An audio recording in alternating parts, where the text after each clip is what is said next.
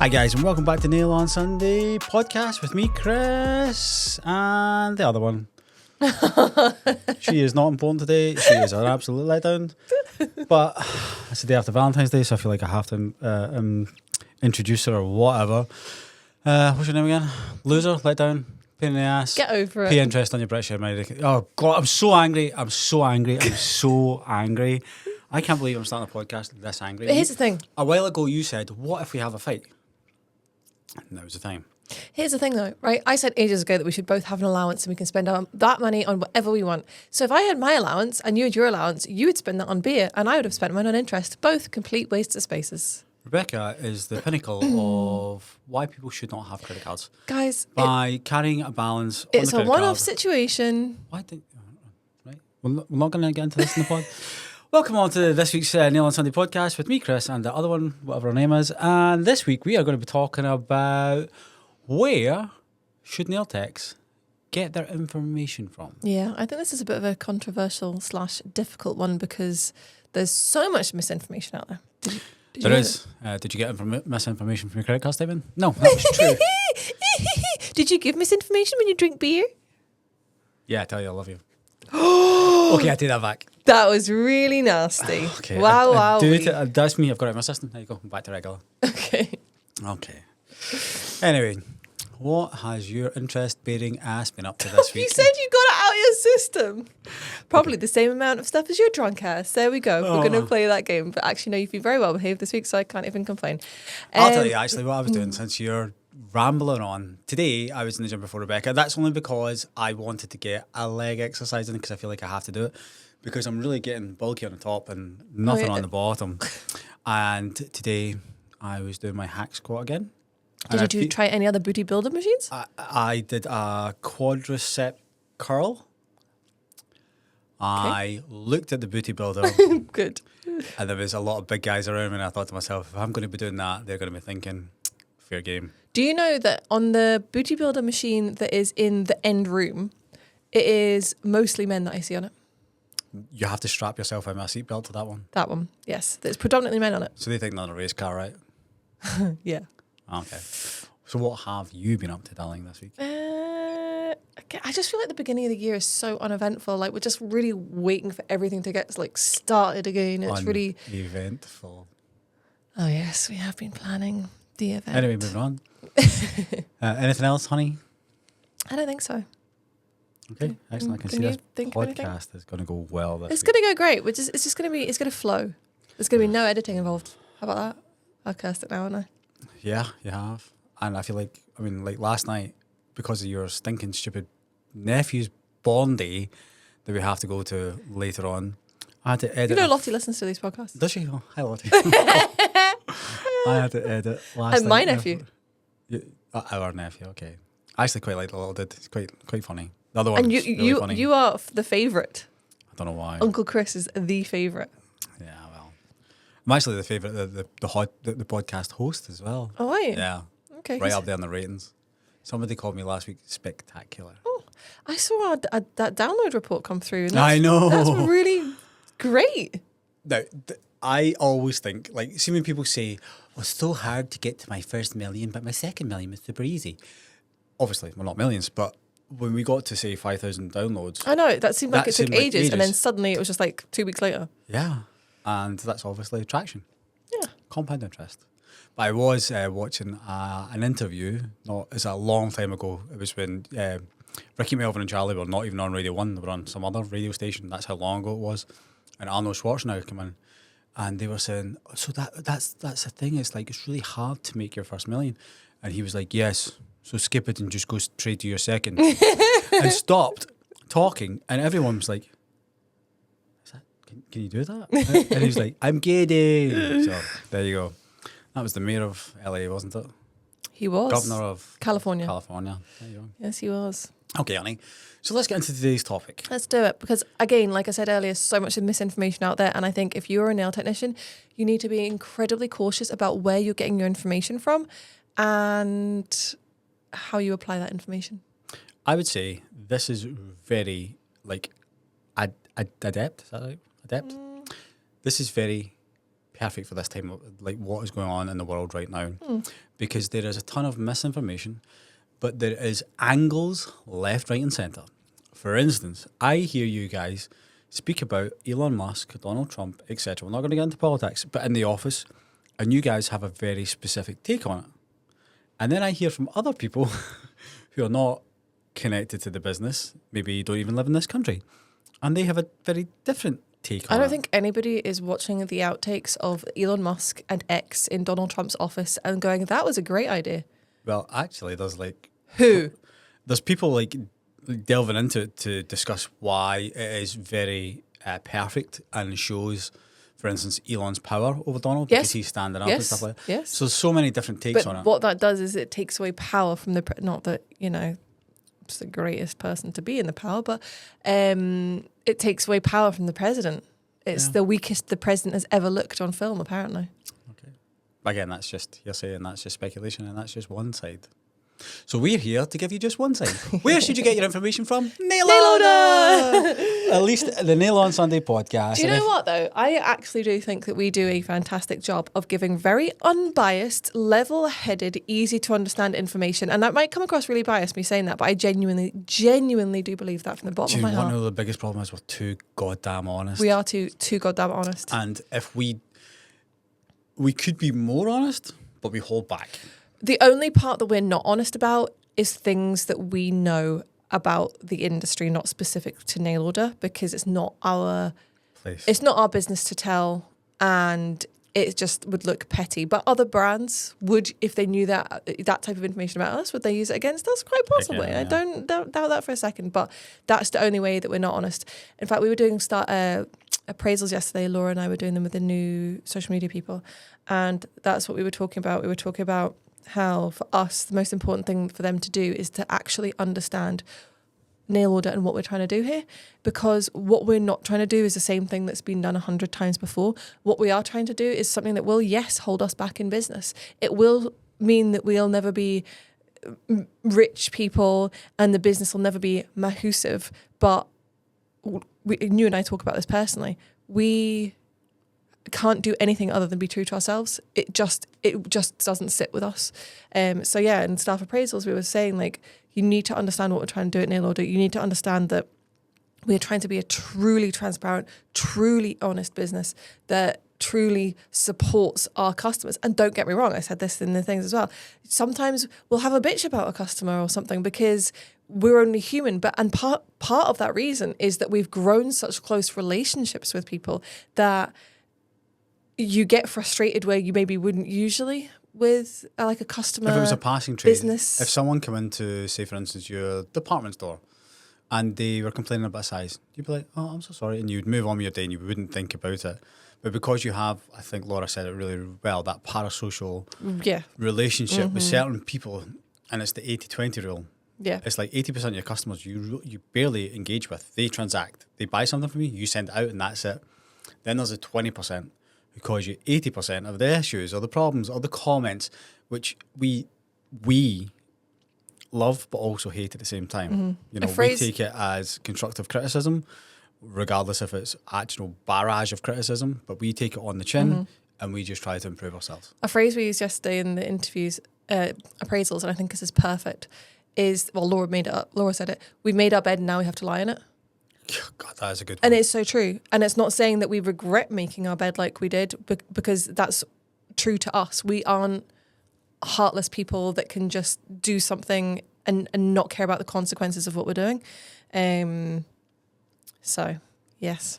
But I think some people will still think that we're just that other company. Of course they will. Of course they will. Because they've only had that interaction. Yeah. And I wish that they could step inside my brain and know everything that I know about all the things that I know about. Oh, I'll all come out in a year.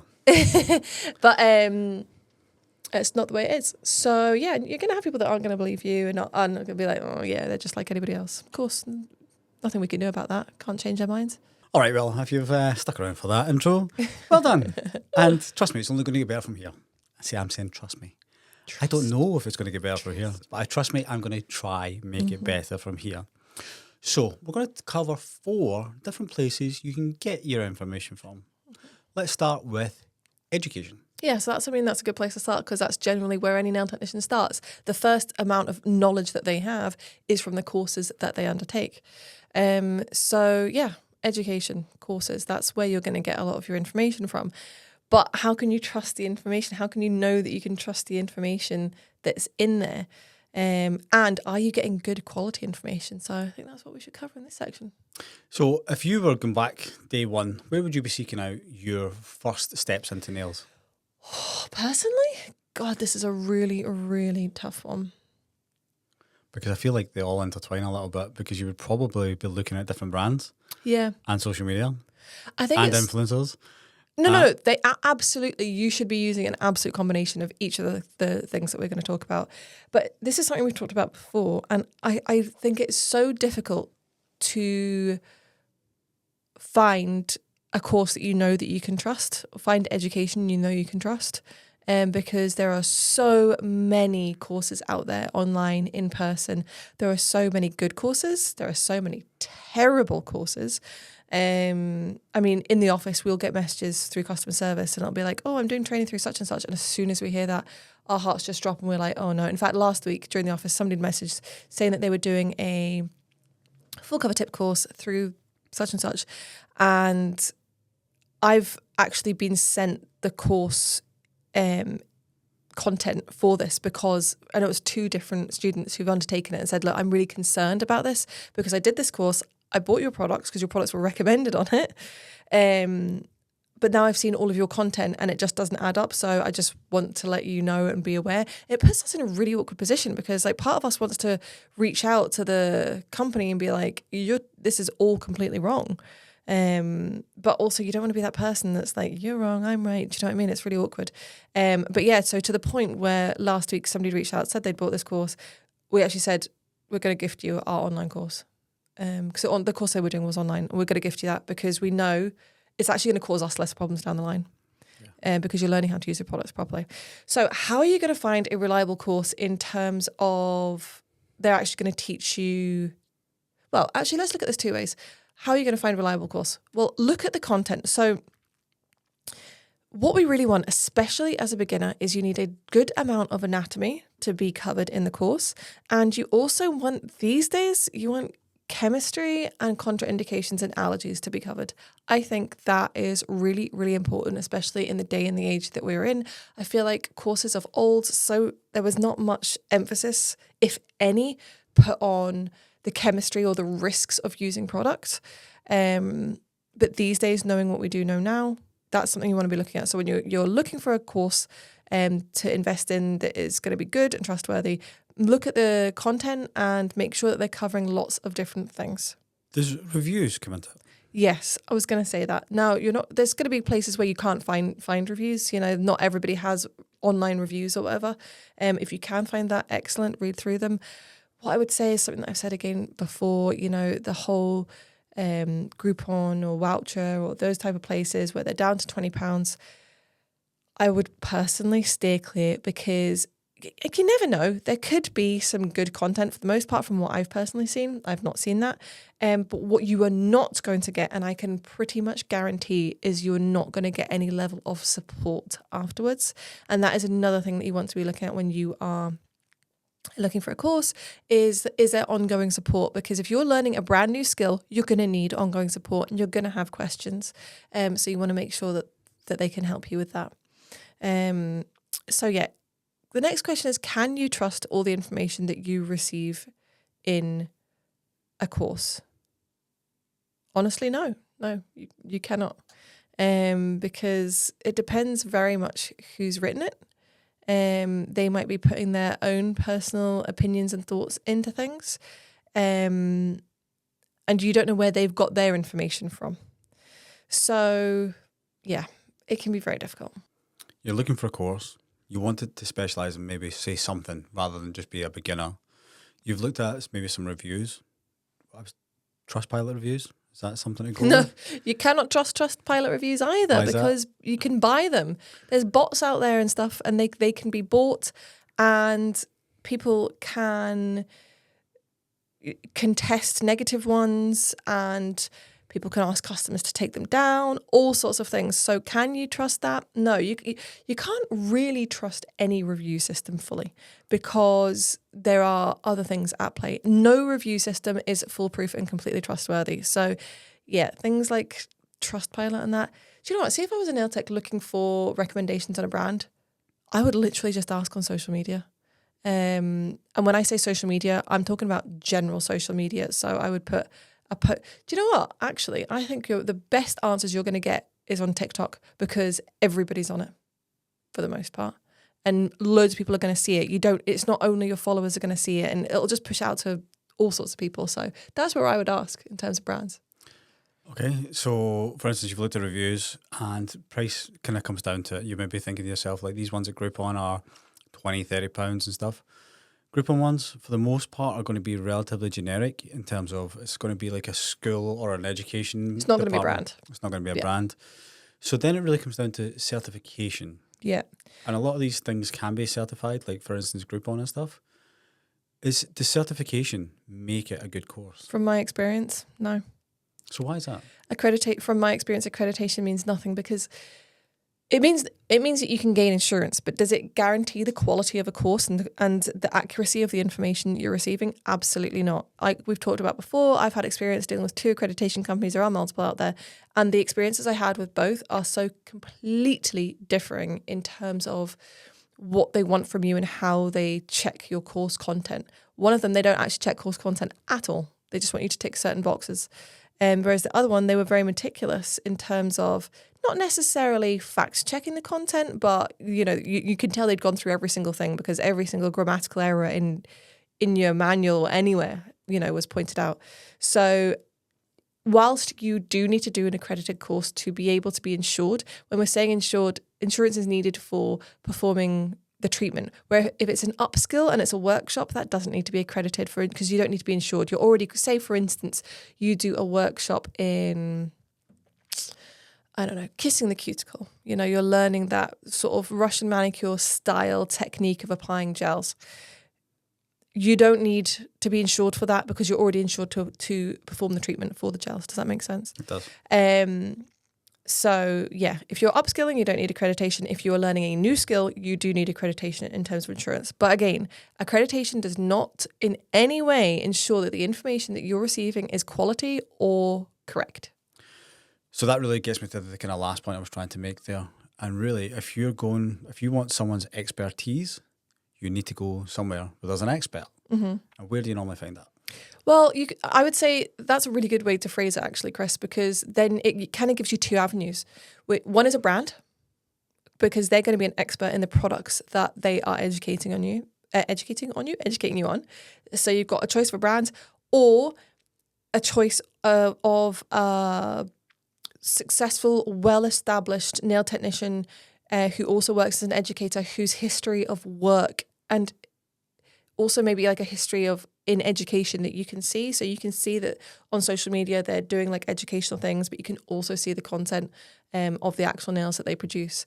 So yeah, that's where I would personally go to. I think a lot of what we're going to talk about today really comes down to the phrase, the proof is in the pudding. The proof is in the pudding. And see, when it comes to courses, what I was just going to say was that honestly, you're not really going to know how good or bad a course is until you do it. And very often we'll see nail technicians coming through on the Lucy Pastorelli course or one of our courses for something, and they'll say, oh, I did a course previously, but it was really bad. Now, sometimes if you're completely new to the nail industry, you're not actually going to realise that your course was no good until a year or 2 years down the line, and then you'll reflect. But often, especially if you aren't completely new to the industry, you'll get a feeling and be like, that course did not set me up well. Like when I did my first semi-permanent makeup one, like we talked about before. In case someone's brand new to the podcast, let's go for it. Because I was going to bring it up anyway. Yeah, obviously I was doing HD brows and stuff like that, and then I decided to do semi-permanent makeup. First course I went on, absolutely appalling, and that is for me what laid the foundations of, if I ever teach somebody, I will never let somebody leave feeling like I left that course. It was absolutely appalling. But I knew it was bad. I knew it was bad when I was on it, even though I had no previous experience of semi-permanent makeup. So what factors came into play before you booked it? Before I booked it? Yeah, why did you book that one? I'm going to say it, price. Semi-permanent makeup is a really expensive skill to learn, and there wasn't a huge amount of places you could do it, and it was offering what at the time was a reasonable price, still expensive. It was still like £2,000, which is a lot of anybody's money, and especially for us back then, that was a lot of money. You know, the type of money where sacrifice would be made, things might need to be sold to be able to do that. Location, where we are in Scotland at the time, there was very, very little available. Yes, you'd maybe have to travel down south, pay for a hotel. Yeah, I would etc. say probably those are the two main things that came into it for me. Yeah. So yeah, So should that affect people right now? price and location. I mean, now there's such a plethora of great online resources. I don't think location should really affect anybody. Of course, you've got people who are face-to-face learners, not online learners. So you do need to factor that. But I think now more than ever, the industry is saturated. Way back then, like I said, you know, HD brow training was £1,000, and that semi-permanent makeup training, that was the cheapest one I could get. But now it's so saturated, there's so much more competition, the price has been driven down. So I do think there's a lot more options open to people that are affordable and are convenient, whether they're online or at multiple locations. So really the point is that you knew that course was relatively bad, even though you had no experience in it. Yeah, there were just red flags all over, and that was leading me to think, I can't trust the information that I'm getting. If you're getting red flags when you are undertaking a course, trust your gut and know that the information that you're receiving is probably not entirely accurate, and then do from that what you will. So for me, doing semi-permanent makeup, I knew that I had to go and do another course. At what point in time can you say, actually, I'm not comfortable with this situation, I would like my money back? I mean, Number one, right, I'll just tell you guys something. Pay for everything on a credit card, because you can always recall a credit card. You might have to go fight it, but at least you can always recall. If you have to pay cash, phew. I would say with training, it's so subjective that it would be incredibly hard to, because what one person might think is an excellent course, the next person might not. And it's like, well, why do you think it's not a good course? You know, it's so hard to judge. We spoke about a training course that I was forced to go on by Rebecca. It was hair extensions. And the guy was out of his face. He was at a festival the night before. He was sniffing gear in the toilet, I think. But he'd been up all night. He actually openly admitted he'd been up all night. We got towards the end of the course and he had like a course questionnaire. And like he actually sat and watched this fill it out. And one of the things is, are you happy with this course? You can't turn around at that point in time and say, this guy's sniffing cocaine in my toilet at my salon, you know? So you just had to write, yeah. And as soon as I wrote that, I thought, I've no comeback, I've no remorse to this. I'm never going to get money back. It's very, very, very difficult. I mean, in that situation, what we should have done is just told the guy to leave. Yeah. That's what we absolutely should have done. Yeah, it's up to him to explain to his bosses why he was there and out his face. Yeah. Yeah. Hindsight is 20/20. It is. But all that said, I just want to get something clear. Just start. Just start. Again, if you just start and you're like, I got red flags, I don't think this is great, whatever. Or even if you think it's great at the time, but not down the line, there is nothing to stop you from doing another course. And what I will say is, see, with my semi-permanent makeup, because I had those in-person skills that I'd been given, and then I went off and I did my own research and I did my own learning, and then I did some practice. I felt confident that after that, all I needed was a very, very good online course. And that's exactly what I did, to be able to give me the confidence to be able to go ahead and perform the actual treatments. So yeah, maybe you've done an in-person course that you didn't think was great, but you think, do you know what, I've been given enough of the foundation, and I've done this sort of face-to-face practical that I think I can actually just really up my skills or up my knowledge with some online courses. That segues perfect into the next one. And we're going to talk about brands. Mm-hmm. And you found a brand that you were comfortable with when it came to your microblading. Yeah, and I felt like they really knew what they were talking about, and I felt like they were producing the best artists in the world, and that's why I went with them. So the thing with brands, I want to preface everything we're going to talk about in this section with this statement. You need no qualifications, no interest particularly, and to have never picked up a bottle of gel polish and never applied it to a human being to be the owner of a gel brand or any nail brand. That's an excellent statement. You don't need any experience whatsoever. You might see a gap in the market the same as anybody else would with, God, I don't know. U-shaped nails. No, what do people sell? What's a popular thing? I don't know. Protein shakes. Well, yeah, but again, you think well, people would have some nutritional like information. Really? Because they could go to like a white label thing and just get a chocolate milkshake. No, I know, but people don't realize this. But it's the same with anything. These pens, right? This pen. If you decide that you want to start a business selling pens and all sorts of different designs and colors, right? But you don't have any knowledge about what goes into the making of a pen or how a pen actually works. You just want to sell them. You need no more knowledge than that to sell gels, right? So look at who you're buying from. Are you buying from somebody who has worked in the industry, and they're giving that information? Now, what I'm going to say here is that, as an example, Chris does not come on and educate you guys on using your nail products or the chemistry behind it or this, that, and the next thing. That's what I do. Yes, we have this business together, and Chris has experience in that. He has owned salons.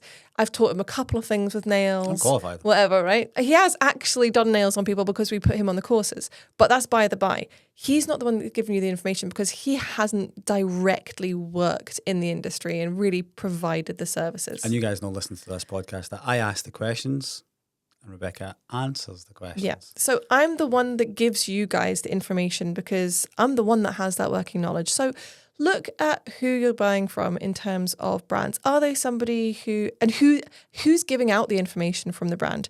Is it the person who does have experience in the nail industry, as in working as a nail technician? Because I think if you have never applied nail products to somebody, you have never sat across the desk from somebody, you have never felt the anxiety and the pressure of, especially today where's the whole allergy thing. If you've never sat across and done that from another person, then who are you to tell anybody that they should buy your products and how to use those products? Yeah, I'll tell you something. See if you've never, for instance, if like we sell full cover tips, I can give you advice on what to do. I've applied full cover tips. I know the feeling when you put a full cover tip on, you think you've got an ace and you look at it afterwards and it's squint, that feeling of, oh my God, I'm going to have to fix that. Yeah, exactly. That's the How do I feeling fix of this? a nail tech. Yeah. Do other people have that experience and do other people give you their real world advice? Yeah.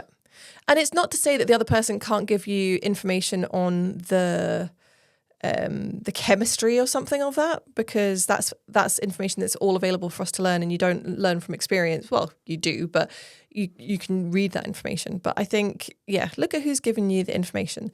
The other thing is, just because a brand says it's true doesn't mean it's true.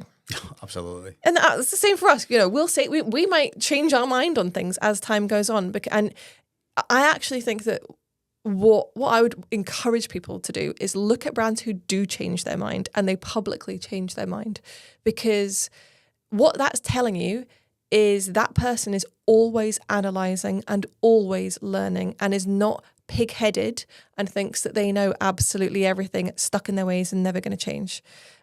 So you want a brand who is always analysing and is always educating themselves.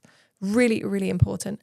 But yeah, I think that's what it comes down to, is that it's such a shame, because of course people should trust the brand that they use, and it's impossible for people to really know if they can or can't, because people can paint a really pretty picture, but what's going on underneath is lies and deception and untruths. Like a duck in the pond. Yeah. As an example, I don't even know if I should say this, but I can remember once, maybe a couple of years ago, I can remember seeing a brand owner say in a forum, "Don't worry, you can't have allergies to our products because they don't contain hammer." Oh my gosh. For real? Excuse me? For real? Excuse me? Yes. Actually, now I've said it, I can actually remember two different brands saying that. But it's like what It's I was talking untrue. about. It's not true. And to me, if a brand is saying that, it's really either they are not educated enough on the subject, so certainly shouldn't be talking about the chemistry, or they are, but they're using that as a sales tactic and they don't care about the actual truth of the matter. This is very controversial what I'm saying here, guys, but it is factually true. I'll tell you something.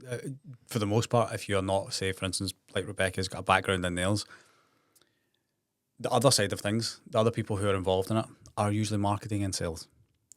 Now, that could be someone who owns a brand, but they're just trying to market it and sell it, and they generally don't care. We used to work with a guy, I'm not going to name his name, but he's famous in his own right. He is. He has been on a TV program. And he would do whatever it took to get the sale. He would lie through his teeth. He would make sure that if there was any recourse, he would tell you to come back on a Wednesday when he had his day off. Oh, yeah, I know. And the rest of the company, especially Rebecca, had to deal with it. And there are so many people like that right now in our industry. Yes. They'll tell you whatever you want to hear because they think you're just stupid little girls, which I hate. Because at the end of the day, it's publicly. It's out there to see. Like, I'm looking at things every day and I'm like, the sad thing is that people believe that. The sad thing is that people believe that, and it is not true. But yeah, what Chris is saying about this guy, Chris was a designate manager for the company that we worked for. So he would get put around whatever store needed a manager. So at one point, Chris and I kind of swapped. So I got promoted from just being a sales consultant to being an assistant manager. And I got swapped to the store that Chris had been assisting with. And then the store that I was working as a sales consultant in, Chris filled in as the manager. So I should have warned her. you should have warned me. You should have. There is no one can warn you for that. No, and I would say to you, and you would play like, "Oh yeah, I forgot to tell you about that." And you'd come in the morning, and part of the thing that we sold was insurance. And you would have, if the customers cancelled their insurance within 3 months, you'd get what's called a clawback, and a clawback would be worth £50 per person that did it. You'd come in some days, and there would be hundreds and hundreds of pounds. You start the day on minus. So every day, it was very strongly targeted. You had a target that you had to hit. Yeah. So some days, like midweek, like Tuesday and Wednesday, your target was like £1,200. So not that much. But you'd start on minus. This is a really, really big company as well. You would start on minus. It's no longer because of this situation. That really cracks me up when I think about how low the targets were. But anyway. Yeah. But you would start the day in like minus 600. Yeah. So your target's only 1,200. And you've already got another 50%. Got an addition 50% onto that. And you'd be like, wow, what are we going to do? And he was never, ever in. Ever. Never to blame.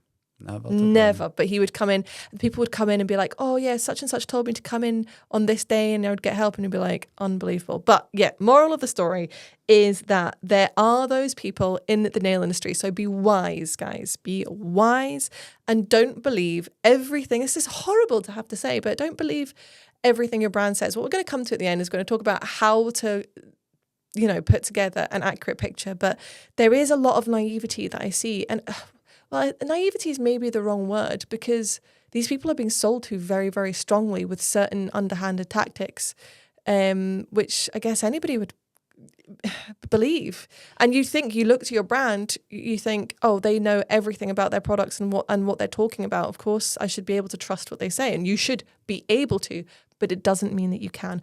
Also, at the end of the day, important to say that brands are run by humans, and humans do make mistakes. So there is also that element as well. Do you know what I used to love when we had our salon? Because we were talking about your experience and stuff like that. On a Thursday night, I would finish work and I would come in to wait for you. And quite often you would either run over or you'd be speaking to Jennifer. So I would go sit in the staff room. And do you know what I used to enjoy? Scratch Magazine. Mm-hmm. And that is this week's sponsor. Thank you so much, Scratch Magazine. If you want to get some amazing information from the world's #1 magazine in nails, then you can get 30% off. 30%? With code NAILORDER when you go to scratchmagazine.co.uk/store and you subscribe to a 12-month print edition of the magazine. So is that 30% off the entire subscription? The entire subscription. Excellent. So that means that you can have it and you can lay it in your staff room if you've got one, or you can leave it in the waiting area for customers to kind of read when they come in, and they might actually go, wow, look at those like huge, ridiculously massive long nails. Competition nails. Competition nails. Actually, do you know about Scratch Stars? Have you heard about this? I have. So that started on February 1st, and you can enter. So if individual nail techs can enter, educators, salons, teams, yep, can all enter into that, and that is absolutely amazing for getting noticed. So, like I said before, you can get 30% off your 12-month subscription with code NAILORDER. Thank you so much, Scratch Magazine, for sponsoring this week's show. Well done, Chris. That was excellent. Wow, we're supposed to do that last week and I forgot. But all the information is going to be down in the show notes and the YouTube description, and you should have had some nice animations flowing across your screen. Wonderful. Excellent. Love it. So after I was finished reading my Scratch Magazine, because I did actually genuinely used to do that, I'd probably gone to social media, and that's what we're going to talk about just now. social media and influencers should you get your information from there? In a word, your information? No. Recommendations? Yes. Your information? No. So I guess, recommendations is information, but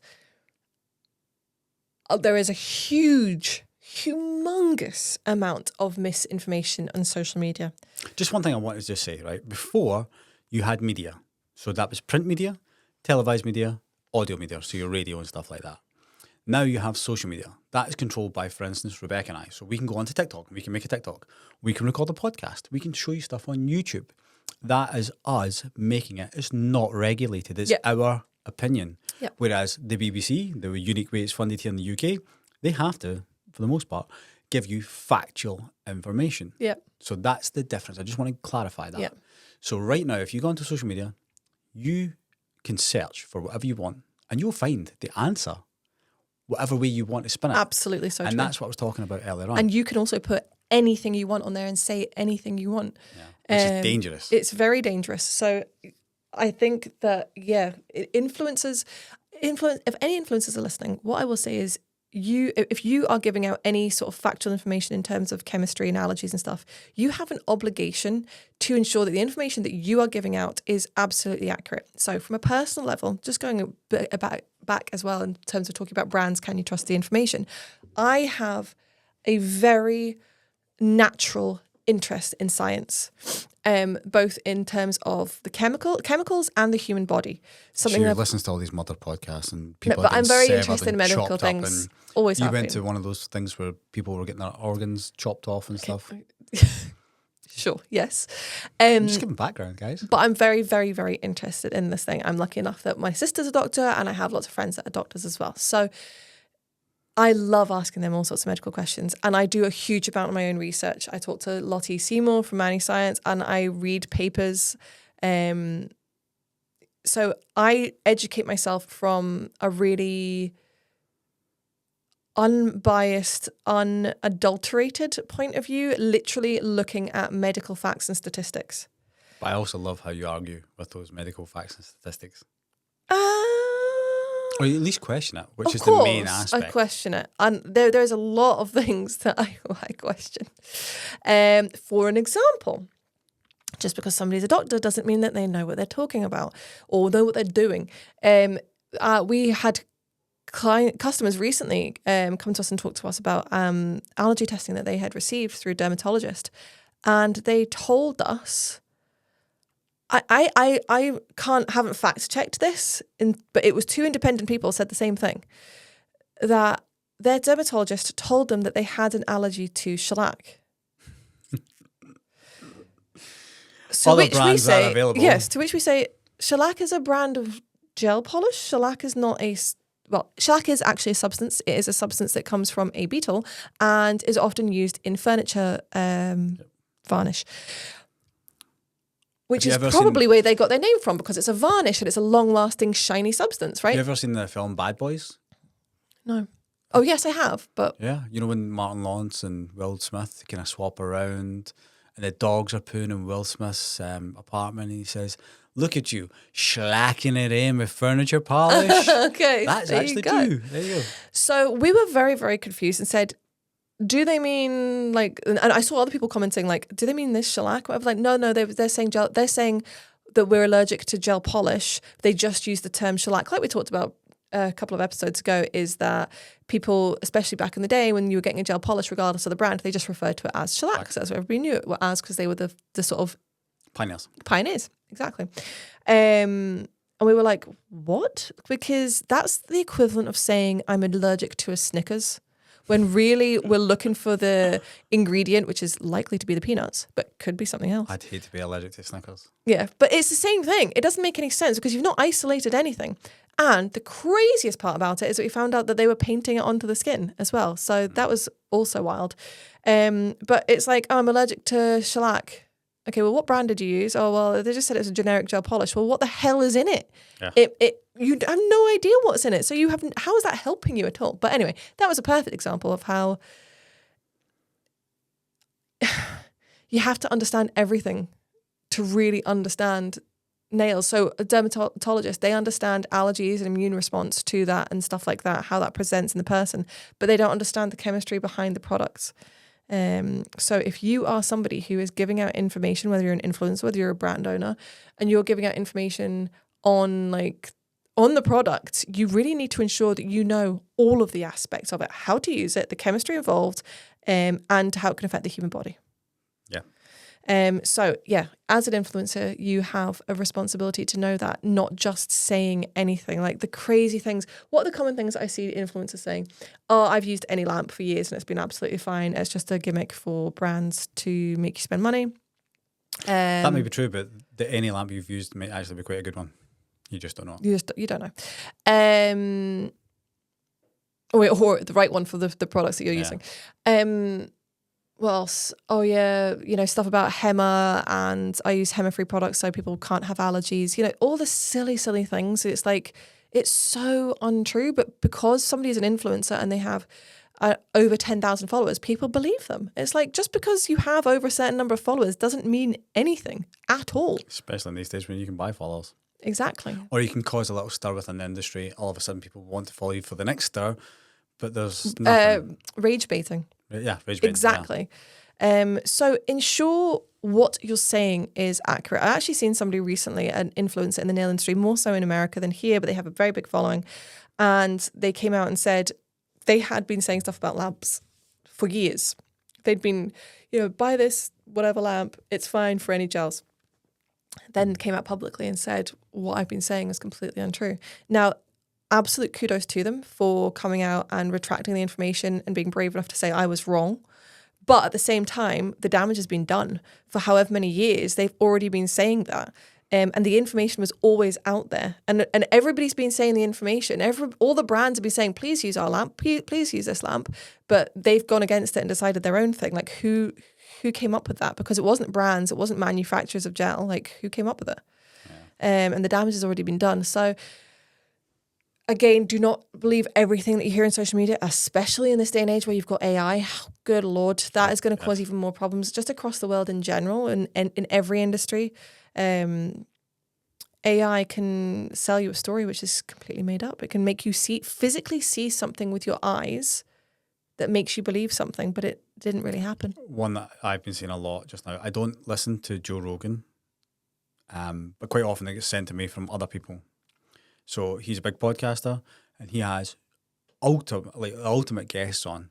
And quite often he'll ask a question to that guest and the guest will start to tell the answer. And the clip that you see is the first sentence. Yeah. Then it cuts away to what we call B-roll, which is just other stuff. And what you hear is not what that person said. It's AI mimicking, say, Elon Musk, just for example, or Donald Trump, or the Queen. Mm-hmm. For example, I don't think the Queen would ever go on Joe Rogan. God rest her soul. But it is AI generating that answer. And that answer could be selling you, I don't know, testosterone boosters.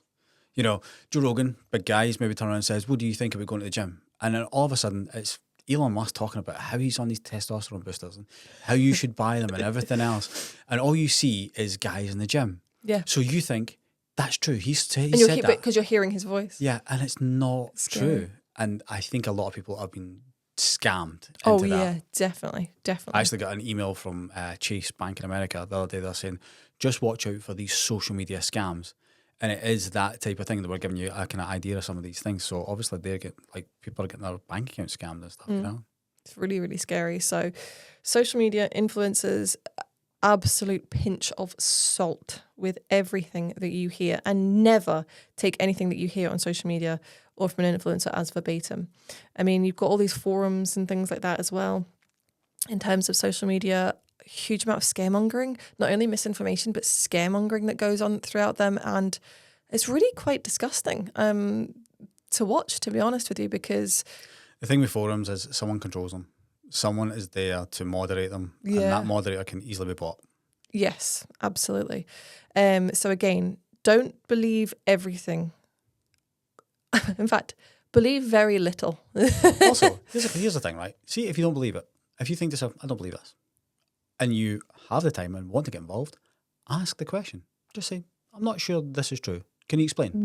1,000,000%. There's probably a good chance where they'll give you some BS or they just won't reply to you. More than likely. If they don't have actually information to give to you, they're going to answer a question like a politician in a roundabout way and not actually answer your question at all, or they're going to completely ignore you. Or they'll be one of those angry people like, what do you even know? What do you, exactly. And if you hear something about a brand or a product or whatever and nobody's giving you an answer, just go to the brand. Go direct. People do that to us, have done that to us before, and I really, really respect it. Recently, people have just been screenshotting stuff and just are recording stuff and just coming straight send it to us, and you're like, wow, I cannot believe that other brand owners would be so vile. People have been in the industry for 10 years, 15 years, who should be trusted and who maybe can't. Yeah. So go straight to the brand, ask them, find out, All right, before we rage bait people into hitting up other brands, last one. By the way, guys, there are loads of fantastic brands run by really, really fantastic people. But like in any walk of life, in any industry, there are people out there that aren't so nice. Yeah. And it's just the way of life. The problem is we can't recommend really pretty much any brand because we don't really know those people behind it. For instance, LP, we know them very well. We go on holiday at LP, do you know what I mean? So if LP says something wrong, then we'd be like, oh, Lucy, what the heck are you talking about? It's never happened, but we probably would. When it comes to other brands, we can't really recommend them because at some point they might actually say something wrong and they'll be like, well, we can only recommend people that we know, like Niba, Nail Lux, like people that we've hang out with. Yeah, we've met, we've talked to, we know. Yeah. Oh God, Ashley, Niba. Do you want to buy a camper van? She's just got married. Oh, really? No, it's best during the week. Oh, okay. She's so nice. Didn't they tell me that? I like a partner, he's funny. Anyway. Good, because I think he's coming to the event on his birthday. Oh, really? The event. I'm going to beep the event out. Last one, independent research. But before we do, honey, my nipples are really showing here because it's freezing cold in here. I'm going to turn it on. Did everybody have to know that piece of information? Go. Independent research, the most important and best way of gaining information. There are so many places that you can gather information from independently, and I would highly recommend. A couple of places that you can go to as a nail tech, Nail Knowledge on online, Nail Knowledge website. They've got things in there run by all sorts of people. It's pretty sort of factual, black and white information. What I will say is the science behind gels, nail products in general, is highly under-researched in terms of its application to the human body. It's incredibly under-researched, so there is very little information for scientists to go on. So as a result, there are very few scientists who talk about it in the industry, and there are going to be differences of opinions. That's the same in any sort of scientific walk of life. If you think that in a court case, and as an example, say it's based on a medical case, you'll get an expert witness for the defense and an expert witness for the prosecution, and they'll argue two completely different things because it's partially subjective in certain aspects. So that's really, really important to take into consideration as well. But yeah, Nail Knowledge website. I like Chemist Corner on YouTube. Jim McConnell runs that. Light Elegance. Again, there's things that I don't necessarily agree with everything that everybody says, but there are certain things talking about, monomers and how chemicals react and stuff like that, which is just factual and is just science, which is really, really excellent. Can't really argue with it, talking about how lamps work in terms of all the different elements behind it and stuff like that. So those are good places. But generally just Googling and looking for papers that have a scientific background. What I would tend to stay away from is articles that are written by non-scientists or just general journalists, people who aren't really in the industry. For instance, if you get a news clip that says HEMA is really bad for you, especially if you drink 3 gallons of it a day. Yeah. I would stay away from that type of thing because it's not going to probably be based on a whole heap of science. It's probably going to be more based on human experience, which is very different. But I think the most important thing that you want to do is you want to build a picture. So we never take what an influencer says or a piece of social media and completely just nod along like a sheep and agree with them on it. If you hear something and you think, oh, wow, my God, that's blown my mind, go and do your own research and see if you can find other information that actually backs that up, whether it's from your brand, whether it's from your independent research, whatever it's from, whether it's from your courses that you've done. Similarly, if you hear something and you think, that sounds unlikely to me, or that sounds too good to be true, or whatever it is, go and do the same thing and try and build a picture yourself. I think it's really important that people come to their own conclusions about things.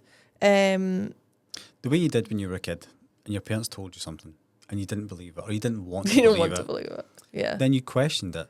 Yeah. You know? If you always look at something through the eyes of a child, they always question everything. Yeah. Look at... Rebecca said there, Google some stuff. I'd say the new version of Google for a lot of people is TikTok, but That is not a...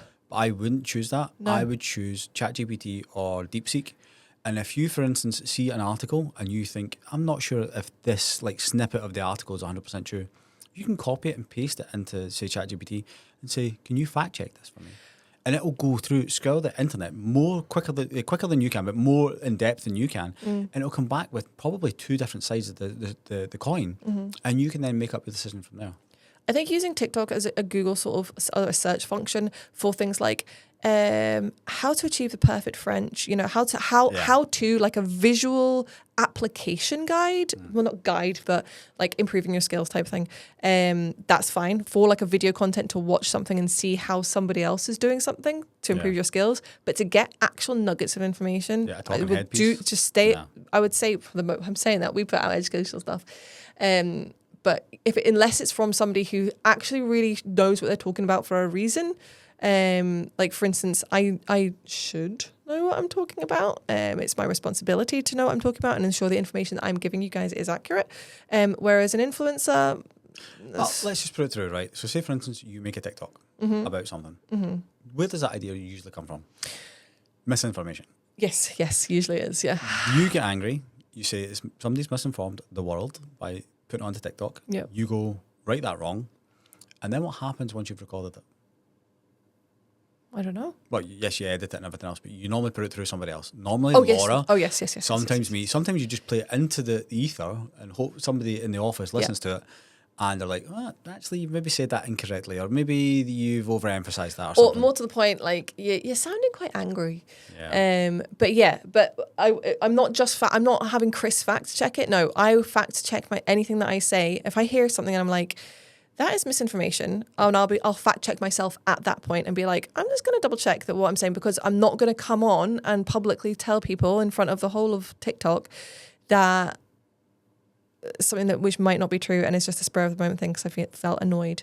So I will always fact check myself at that point. And the way that I fact check myself is through statistics, through papers and studies and stuff that's been done. That's what I do. And I will also use scientists like Lottie and things like that.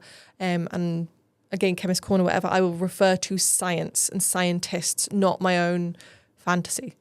I think when you're trying to gain information in the nail industry, look at the angle that the person is coming from that is giving you the information. Let me explain that to you through all the different things we just talked about. An influencer. Are they trying to give you that information to boost a brand that they are an ambassador for? Or are they trying to give you that information, trying to sell you a product, maybe through TikTok or however other things? Affiliation, yeah. If you are getting information from a brand, are they doing it in a... This is the exact reason that we set up Chris and Becca Nail Order. It isn't to talk... It was to be completely separate from Nail Order, and it was literally to talk about experiences over certain things. And it was meant to be completely unbiased. Literally just giving out facts about nail products and the nail industry, and like behind the scenes running a business, running a brand. That was really it. But it wasn't like specific to Nail Order. So the information we're giving in there is when we're not trying to sell you a product. If somebody sounds like they're trying to sell you a product, they probably are. Yeah. And that's why we always talk about we don't talk about nail oil or angel. We talk very, very generally, especially on the Chris and Becca TikTok, because we're trying to give you general information, not like nail oil information to try and sell our products. So why we don't have any, we don't have the nail oil shop like attached through it. I put some showcase items on, but including Lucy Pastrelli, maybe some chocolate. But I've never advertised them and never attached any products to any videos.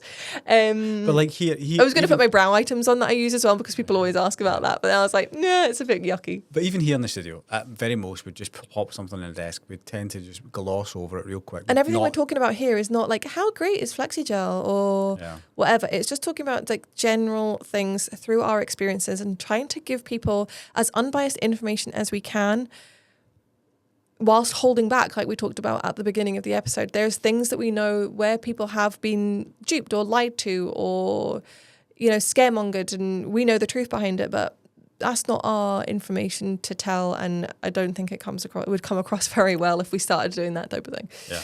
It's, I was telling Rebecca about, what was the name of the two brands that I was doing a podcast that were really like going at it on TikTok? Oh, it was about soda. Soda that is probiotic. Like seltzer water, soda, probiotic, something. One company gave 25... I can't remember both brand names, so I'm not going to say one. 25, and this brand gave 25 influencers a vending machine, branded vending machine. Now, I've seen them I knew what Chris was talking about only because I've seen them on TikTok. With these things in it for them to try and to sample. I imagine so many other brands do these types of big thing, and their reasoning behind it was, we're going to pump $1 million into this campaign. $1 million into this campaign. It saves us having to do like a Super Bowl commercial or whatever. And they get such backlash from the general public. Like, these vending machines are expensive. You just give them out to influencers. They're just going to tell us how fantastic they are, even if they don't drink them really. And I thought to myself, well, I can see that. It's advertising, but also it's a bit disingenuous. Does that make sense? Mm-hmm. The problem with that is, as soon as the General Joe blogs started giving negative feedback, their competitor jumped into the comments and were like, yeah, this is terrible. These vending machines are $25,000 each. Disgusting. Nobody invited you to the conversation. Yeah. Gross. I've spoken about this before. If you've not been invited, do you know what? There's something this is kind of off topic, but it's really horrible, and it's just, what's the word? It's not demure. It's not demure. Especially when it came from one of the CEOs. Now, bear in mind, these are like multi-million-dollar companies. Like, I think one of them's like $500 million. And one of the CEOs is like, I totally agree, they're gross. Yeah, and one of the CEOs did it from their own personal Instagram. So, like, you're held accountable right there and then. Yeah. But they turned on them, didn't they? Yeah, so everyone was like, well, why are you getting involved? It's got nothing to do with you. You're only here trying to sell us your product. It's just as bad. You've just not spent the $1 million on it. It's just, it's weird. So what I was going to say is that it happens in the nail industry, obviously not to that magnitude, but same. We've seen it so many times before where like people are saying, like they're doing like a review on nail oil products, for instance, and they're saying, oh, we love this, blah, blah, blah, blah, blah. Yeah, just saying that they really love it, right? They're not asked for any opinions or on other brands or recommendations. They're not doing anything, right? They're just saying, oh, here's my new products. I really loved using them. And then other brands like, you would love our product of this. What? Okay. Not demure. Not demure, guys. Not demure. Like, there's room for everybody. No, it's not. I'm sick of everybody else. Anyway, honey, we've kicked on quite a bit here. We just started rambling. Let's bring it back around. Yes. So we've discussed the places that you can get your information from. Honey, where should you get your information from? You mean other than us? Other than this crappy podcast. Yeah, like I said, we want to paint a picture, and the only way to paint a picture is with snippets of information from lots of places. You want to... What you don't want, right, is to hear something which is completely untrue and then regurgitate it. Yeah, crikey. Because that makes you look stupid. Inadvertently, you've spread misinformation yourself. So make sure you're always fact checking yourself. Make sure when you hear something that you do your own research. You don't have to go mental. You don't have to write like a dissertation in it. But see if what you've heard can be like backed up in a few other places. Paint a picture. Don't be naive. Be open-minded. and always be analysing and always be willing to learn.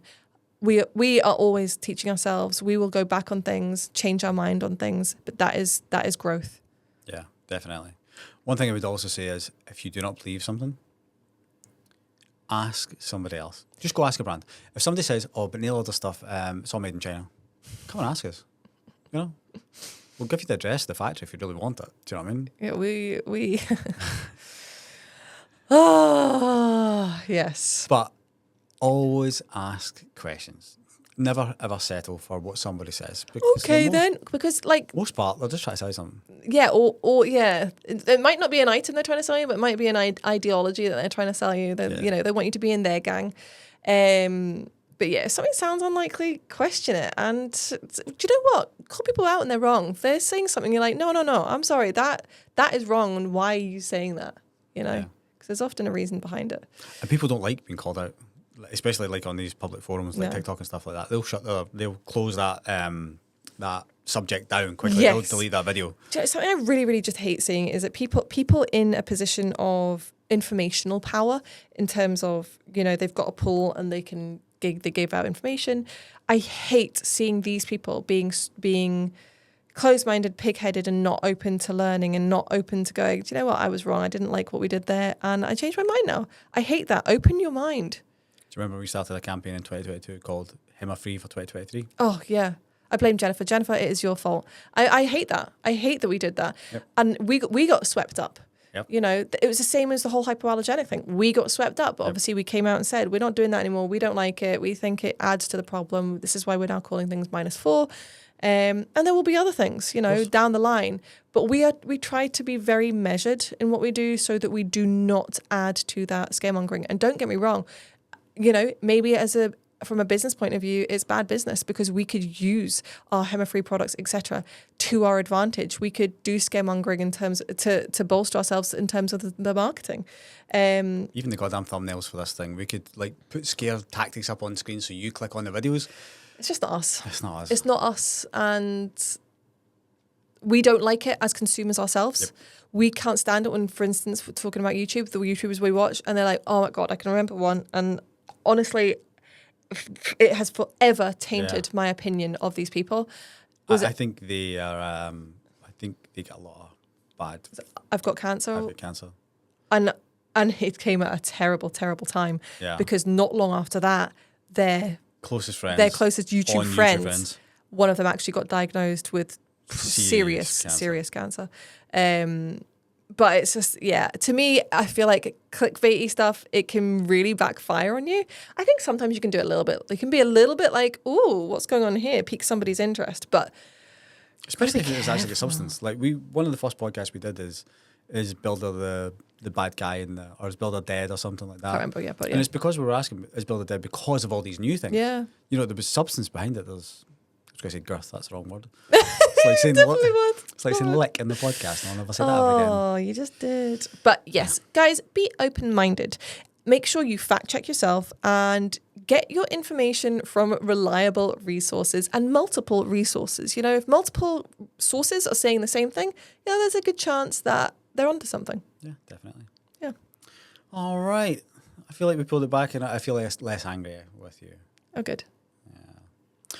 So, again, thanks to Scratch Magazine for sponsoring this week's show. You can get 30% off a 12-month print subscription with the code NAILORDER. Go use it. Now, we also know that we have mentioned the event a couple of times, and you guys are going to be asking us lots of questions on this. We aren't going to give you any answers because nothing has been one. Okay, it's almost 100%, but it's not quite. But we hope that in the next week or 2 weeks, we will be doing a podcast all on events and networking. And that is when we will announce all of the details and how you can get your tickets. And that's when Chris will switch you off from the podcast and unsubscribe. It's so good, though. Until then, if people do want to subscribe, honey, do you want to get us the heck out of here? As always, guys, if you enjoyed that, give us a thumbs up. Let us know in the comments below what you'd like us to talk about next time. And be sure to subscribe to be notified when we release our next episode. Soon to leave alone Sunday, all the tea getting spilled. Nail text, talking game, keeping it real, y'all gon' feel. From designs to the drama, every secret they reveal. Stay sharp, stay tuned, man, you know it's the deal.